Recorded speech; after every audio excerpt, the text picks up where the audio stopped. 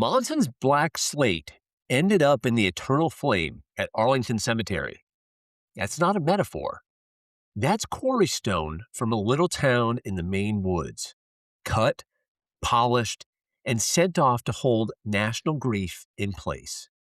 A hill town material became a presidential memorial, and for a while, Monson was rich on that fact.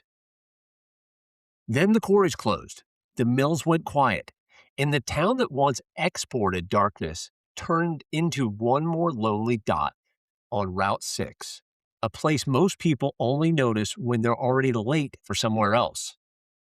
But the oldest chapter comes last.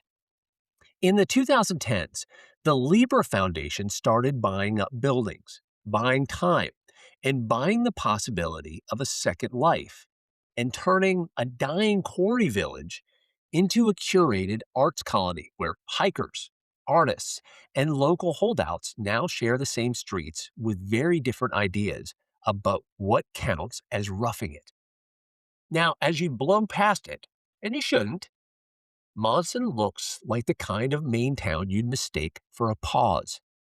A gas station, a church, a main street that feels like it was built for a population larger than the one that still it has. Then the slate tailings begin to show themselves, dark piles off the road like industrial shadows that forgot to move on. And if you know where to look, the town is full of old borderlines, Nordic halls, a Swedish church, Finnish memory, a quarry landscape that looks mined out but not emptied. Because in Monson, the land still carries the outline of what was taken from it. Monson's rise begins with a stumble. In 1870, William Griffith Jones, who was a Welsh immigrant, reportedly discovered slate while riding horseback. One of those accidental discoveries that changes a town's bloodstream. Not gold, not oil, slate. The kind of thing that really doesn't glitter, doesn't seduce, doesn't photograph well unless you're very serious about roof lines. But it was perfect Monson material. Dark, durable, elegant, and just rare enough to matter. By the late 1800s and early 1900s, Monson black slate was a world-class product. Quarries opened. Companies formed. The Monson Maine Slate Company became the first major operation and ran until 1943, while other slate concerns followed and helped define the town's economy. Monson slate was used far beyond Piscataquis County. I hope I said that right. My mom will double-check me on that one. It reached Arlington. It reached St. Patrick's Cathedral. It reached places where America wanted permanence and was willing to pay for it. That's the thing about slate. It's sort of a humble stone with aristocratic habits. The quarry did what quarries do best. It pulled people. Swedish and Finnish immigrants flooded into Monson to work the slate fields and to build a life around the wages. That created a Nordic enclave in the Maine woods that still shows up in the town's built memory. A Finnish hall on Route 15, a Swedish Lutheran church, a civic culture shaped by people who brought language, labor, and a very practical Scandinavian relationship with winter. Those immigrants didn't just arrive, they remade the place. They opened businesses, they worked the quarries, they formed churches.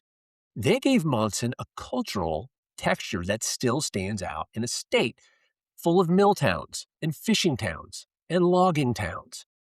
Monson had a foreign accent and kept it. And because nothing in Maine is ever just one thing, the town also had an educational ambition. Monson Academy opened in 1847. The school, the churches, the quarries, and the railroad all made Monson feel larger than its map. Monson sits where the North Woods begin to get serious. That's the first answer to why it exists here. It was a place where the slate could be worked and shipped, and where the landscape had enough hard stone to justify the effort. But the better answer is transportation. Monson only became a real industrial town because the rail line could haul slate from quarry to junction, and from there to markets that cared about roofing, monuments, and prestige stone. The Monson Narrow Gauge Railroad, once owned by the Slate Company, moved passengers, mail, freight, and the raw material of the town's identity. That's the kind of infrastructure that makes a place feel inevitable until the century, of course, changes its mind. And if the geography sounds rugged, that's because it was. Monson was never a natural city. It was a quarry settlement with churches and schools built around labor, a town made useful by the stubbornness of both stone and human beings. Slate was not just Monson's industry, it was its personality. The town produced black slate of such quality that it remained important long after the boom years. Some quarry work still continues under the Sheldon Slate name, and Monson stone still carries prestige in the trade. But the town's defining era was when slate was one of the major materials in American building culture. The quarry cycle was brutal and exacting. Cut, split, sort, ship. The sound of the place would have been all hammer, iron, and wet rock, with the occasional train whistle and the smell of grit hanging in the air like a second weather system. It wasn't romantic, it was accurate. And Monson slate mattered because it was a material of endurance, roofs, headstones, memorial flame bases, places where the country asked a stone to stand in for memory. Then the market moved. Asphalt shingles took over roofing. Synthetic blackboards replaced slate in schools. The economy of durable stone was overtaken by the economy of cheap and sufficient. The quarries closed. The rail importance faded. And Monson, like a lot of one industry towns, discovered what it means to be admired after your business plan has been retired. The town's later decline wasn't cinematic, it was statistical. A little less work, a little less payroll, a little fewer reasons to stay. Monson became the kind of place people drive through with their windows up, only half aware that the palings and empty buildings are not the scenery. They are the residue of a market that once understood the value of black stone. And when the slate economy cracked, Monson lost the certainty that had held it together. Not all at once, just enough to make the sidewalks feel longer. Then came the strangest thing in town history. Wealth arrived looking like philanthropy. The Lieber Foundation began buying property in Monson in the 2010s, spending millions to purchase houses, the general store, a community center, and other buildings with the aim of revitalizing the town through arts, agriculture, and recreation. That created the new Monson contradiction. A town that nearly disappeared now hosts artist residencies, renovated buildings, and an economy that tries to serve both rugged Appalachian trail hikers and people who arrive with design degrees and sourdough habits. The town is still rural, still remote, still Maine. But it now has a curated edge that feels almost theatrical in its optimism. It's impossible not to laugh a little at the contrast. The old quarry village now has people discussing creative placemaking over lunch, while hikers shuffle through town looking like they've been in a fistfight with weather. And somehow, both groups are right at home. The ghost in Monson is not the quarry itself. It's the social mix the quarry created. The place still carries its immigrant legacy, its slate prestige, its railroad memory, its rough edges. Even the revived version of Monson has to work around the fact that the town was shaped by extraction and class, by a labor force that came to cut rock and ended up making an enclave. The modern arts colony doesn't erase that. It sits on top of it, trying to get the temperature right. And there's another ghost, the Appalachian Trail. Monson is the last town before the 100-mile wilderness for northbound hikers, or the real stop for the southbound or Sobo ones. That means the town now lives at the edge of endurance. People come through depleted, dirty, triumphant, and hungry. Monson has become a place where the end of one difficult thing meets the beginning of another. That's a beautiful kind of afterlife for a quarry town. It's not grand, just useful in a new register.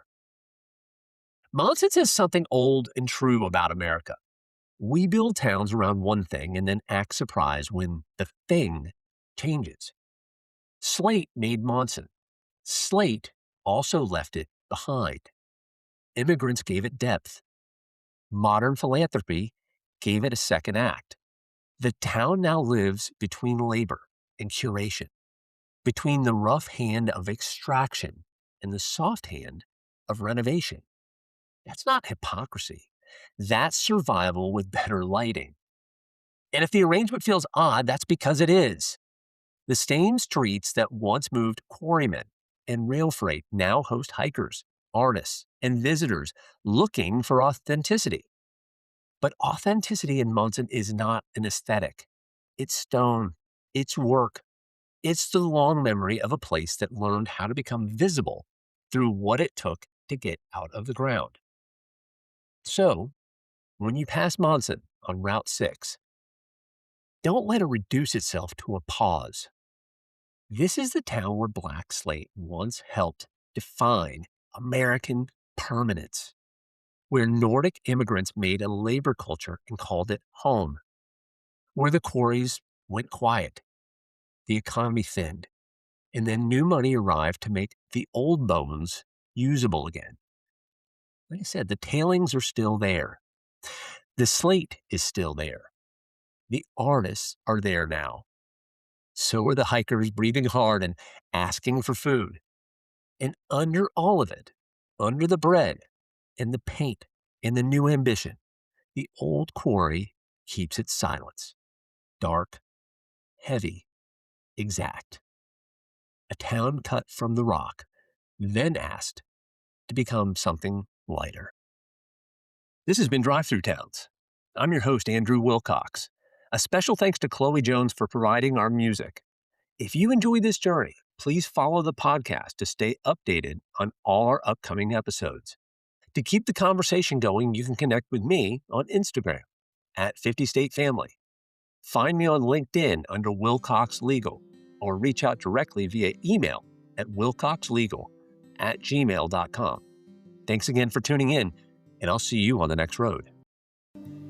'Cause I was wandering free on an American dream with a million things to see and do.